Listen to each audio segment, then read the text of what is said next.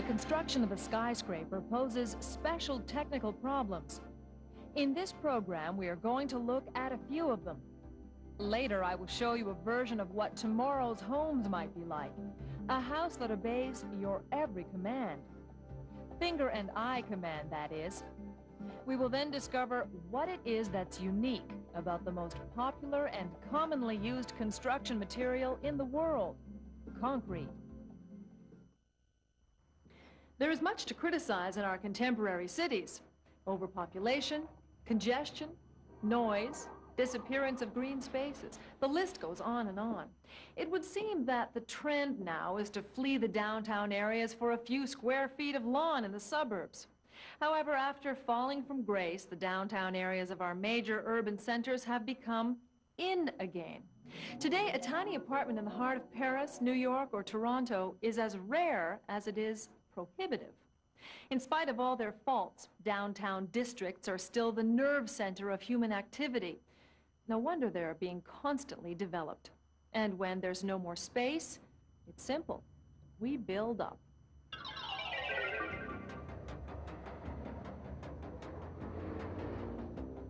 In major cities, the exorbitant value of the few remaining vacant lots, together with the demographic boom, have prompted architects to consider high-rises. Contributing to the advent of skyscrapers was the discovery of new materials, such as concrete and steel. Even today, skyscrapers are built around veritable steel skeletons. Various components of the metal structures are riveted together to support the building's walls, ceilings, and floors. A skyscraper is made up of two distinct parts: the superstructure, which is all that stands above ground, and the underground substructure. Construction of a high building can require different kinds of foundations. One technique consists of driving steel, wood, or even concrete piles deep into the ground until they reach a layer of rock solid enough to support the weight of the entire building. The piles can sometimes reach depths of more than 60 meters. When the terrain is unsuitable for that technique, the building may be set on an immense slab of reinforced concrete that extends out beyond the perimeter of the building. So a high-rise's substructure has a highly strategic role, for it is this part of the building that will have to support not only the building's dead weight, in other words, the weight of the empty shell, but also its living weight, that is, when it is filled with furniture and occupants. But one of the main problems in constructing high-rises is not necessarily weight, but rather the wind. The load imposed by the wind increases in proportion to the building's height. For instance, a wind blowing around the top of a 100-story building will be 4 times more violent than it is around a 50-story structure. When the wind swirls round a tall building, it usually breaks up into whirls or vortexes, which alternate on the opposite facades of the building. These whirlwinds, highly unpleasant for pedestrians, also make the building sway. This is nothing new, since the wind makes all buildings, small or tall, rock to and fro. For example, in high winds, buildings over 100 stories high can sway a full meter. The amount of oscillation permitted is ruled by very strict international regulations. It must not exceed 8 millimeters per story. A 50-story building needs between 5 and 7 seconds to cover the distance between its farthest point and its initial position. This to and fro motion is absorbed by the building joints. However, if the structure is poorly designed, the sway may be so great it can cause motion sickness, stop the elevators, and even damage the structure. To learn more about the wind's effects on tall buildings, the experts are resorting more and more to wind tunnel microclimatic research. A model of the building and its immediate surroundings is subjected to winds of varying velocities, artificially created by a giant ventilator. A probe with an ultra-sensitive sensor linked to a computer circulates above the model, collecting data at various points, data on the speed and turbulence generated by the wind. The data thus collected enables the experts to determine, with a fair degree of reliability, how the building and its surroundings will react under the thrust of winds. By comparing the data to the meteorological statistics of the past 10 or 20 years, they can calculate what weather constraints the building will undergo once erected on the chosen site. This data can have a bearing on the design of the building. With this information, the architects will either enlarge the base of the building or plant trees in strategic spots to absorb some of the turbulence caused by the high-rise, and by the same token, make life much more pleasant for passers-by. A high-rise with flat surfaces and right angles reacts very badly to wind. A pedestrian at its base will be caught by whirlwinds of a velocity comparable to those a small aircraft often runs into at an altitude of 2,000 meters.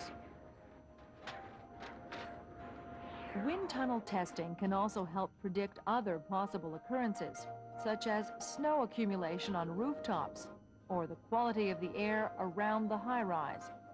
For instance, if you want to build your house next to a freeway, you might be wise to know exactly in which direction all that atmospheric pollution goes before you even lay the foundations. One fact remains: the law of the environment is implacable. The highest and most beautiful high-rise will soon become a white elephant if its residents cannot live, work, and sleep in it comfortably. How would you like to live on the 79th floor of a giant high-rise? Architects and urban planners are split into two groups. Some see skyscrapers as being the most practical solution to housing problems. They dream of housing units assembled in gigantic complexes. Others are fiercely opposed. To each his own house. They would prefer to see individual houses integrated to nature and the environment. While the two groups fight on, we will make a tour of a home that can only be called a smart apartment.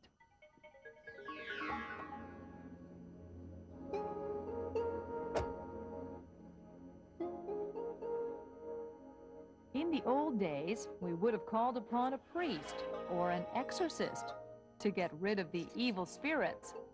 Tomorrow we will wonder how we ever managed otherwise. And today there is talk of intelligent houses. Its brain is here.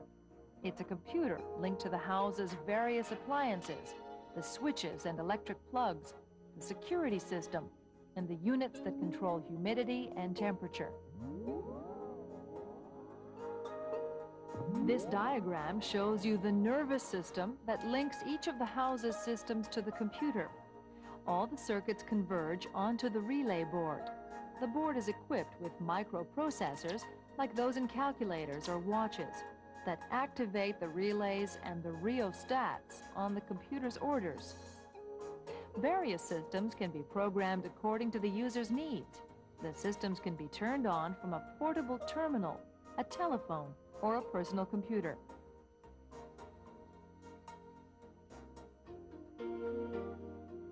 Let's take the alarm clock sequence. All you have to do is tell the computer at what time it should turn the program on, and that's that. 10 minutes before you wake up, the temperature of the house is readjusted, and hot water begins to flow from the shower to humidify the air in the bathroom and warm the shower floor tiles. One after another, the motorized curtains open. The stereo starts playing pleasant music, and a voice wishes you good morning. The shower water is brought down to a suitable level, and hot air vents heat the towels. As soon as you've finished your shower, the coffee starts to brew. Memories linked to sensors and detectors register data, such as variations in temperature and sunshine. This data is then combined with other parameters, such as the presence or absence of the occupants. Throughout the day, if the house is empty, the computer adjusts the opening of the curtains, the running of the thermal pump or humidifier, so as to minimize energy consumption. The computer will also pick up on the arrival of the occupants in the house. It will adjust the various systems accordingly to provide maximum comfort. All household appliances can be hooked up to the computer. Energy-guzzling household appliances like the dishwasher or dryer will be turned on during the night when there is less demand for electricity. And it's also at night, while you sleep, and when long-distance telephone rates are the lowest, that the fax machine programmed the evening before will send your mail. With their computer monitor, occupants of a computerized house make their rounds very quickly. They can tell which appliances are running, check if the doors are locked, or even find out how many hours the various systems have been operating.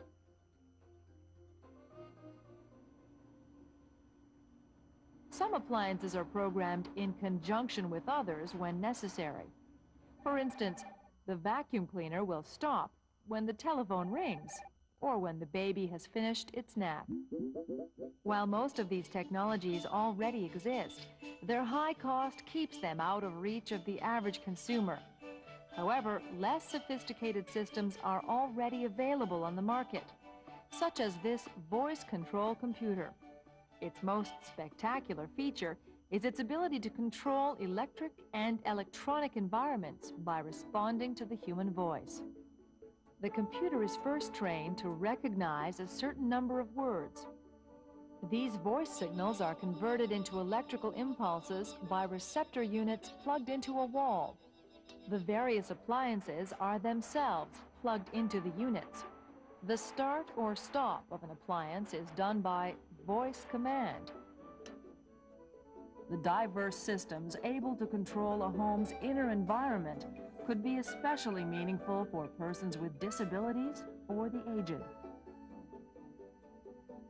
Still, the private smart house remains an expensive dream.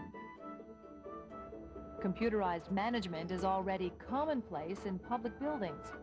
A single computer controls the air conditioning, heating, security, and communication systems and keeps track of the comings and goings of the occupants. In the control room, an operator can instantly find out just about anything he needs to know about any area of the building and the complex linked up to the computer. Let's suppose that an operator has to supervise the ventilation in a given sector. First, he selects the building he has to inspect. A color code immediately gives him the general location. Then the operator selects the floor he wants to inspect. A diagram appears on his screen, and at his request, information pops up on the screen. Periods of operation, temperature, maintenance schedules, and even consumption costs. With such highly sophisticated management systems, the quality of life of the occupants of public buildings can be greatly improved if the administration considers it as a priority. Architecture has become a social art form that must take into account the major disruptions in our society. But architects are not content to only take sociological considerations into account. They continue to innovate and create new spaces. They replace the traditional rectangle, cube, or square shapes with sphere or hull forms. One material has been able to satisfy both the audacity of the architects and the requirements of the engineers. That material is concrete.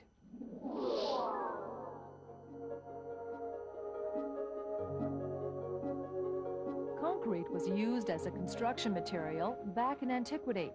The monuments left behind by the Greek and Roman civilizations bear witness to it. This lifeless, incombustible, and cold and heat-resistant material regained popularity during the last century. Today it can be found in all forms of architecture, in a wide assortment of finishes and colors. Concrete consists of a mixture of sand, pebbles, or broken stone, combined with cement and water. The Egyptians used the plaster in their constructions as a hydraulic binder. The Phoenicians, Greeks, and Romans used lime. But it was an Englishman, Joseph Adspin, a bricklayer by trade, who in 1824 invented Portland cement, the type of cement most used today.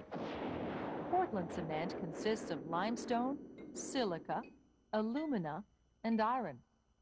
When properly proportioned, finely ground, and then brought to the point of fusion in a rotary oven, these materials produce a chemical compound called clinker. The clinker is then ground with gypsum to make a fine powder called Portland cement. The binding qualities of Portland cement can be attributed to the chemical reaction between the cement and water. This reaction is called hydration. The two silicates of calcium that make up nearly 75% of the mass of Portland cement react on contact with the water to form two new elements, calcium hydroxide and hydrated calcium silicate.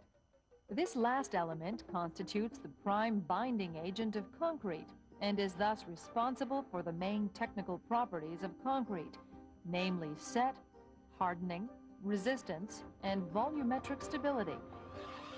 Recently poured concrete reaches its nominal resistance in 90 days. Some elements of concrete can also be factory-made. The structure of Montreal's Olympic Stadium, for example, consists of roughly 12,000 concrete elements, prefabricated, then assembled on the spot like Legos. The kind of non-reinforced concrete we call ordinary or plain cement is only used for the construction of foundations, slabs set at ground level, decorative elements, or non-supporting walls. In other words, when little is asked of it. Conversely, where major constraints come into play, reinforced concrete must be used. Bars of metal are placed in the concrete to improve its resistance to traction and flexion. The metal resists the tension, while the concrete resists the compression. The main advantage of reinforced concrete is that it never breaks abruptly. If overloaded, it will crack, and the mortar is retained by the steel frames. Even stronger and more resistant, pre-stressed concrete is used when the material must be lightweight or completely airtight and waterproof. This applies to the beams of bridges or viaducts, water reservoirs, underwater tunnels, or atomic battery casings. Pre-stressed concrete is obtained by the tension of steel cables, which are then immersed in the concrete. After the concrete has hardened, the tension is released, which creates a force of compression. There are several advantages to using reinforced concrete. It can be used to erect light buildings with daring forms. The material's perfect airtightness prevents it from cracking. The 12,000 prefabricated parts of the Olympic Stadium in Montreal required the pouring of 71,500 cubic meters of concrete, containing approximately 1,000 kilometers of steel cables. When concrete has to be poured underwater, the same basic principles apply. The concrete is placed under the water by means of, for example, a hopper with a steel pipe long enough to extend from the work platform located above water down to the concreting level. The upper section of the hopper is in the shape of a funnel, and the lower section is fastened permanently in the fresh concrete to ensure that a certain degree of air tightness is maintained during the pouring. And as a matter of fact, the ideal conditions for the hardening of concrete are found underwater. The concrete industry is ever-changing.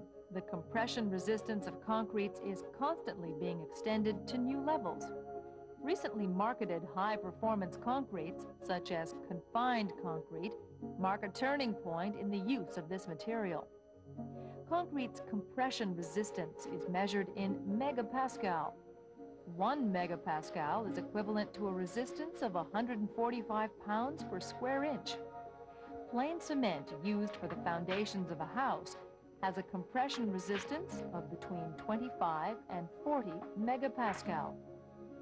Today, some skyscrapers are built with high-performance concretes with a compression resistance of 100 megapascal. High-performance concrete consists of the same basic elements as plain concrete. The proportions of its components make the difference, but also the addition of certain special materials, such as superplasticizers, improve the dispersion of the cement. As it continues to free itself from yet more technical and aesthetic limitations, concrete, with its extravagant new colors, has become a material to match the creativity of architects. All through history, great men of state have left behind monumental testimony to their presence on Earth. Louis XIV's Versailles, Henry VIII's Hampton Court. One architect even imagined a gigantic glass bubble that might be fitted over Manhattan. Now, what statesman would ever be enough of a megalomaniac to make that dream a reality?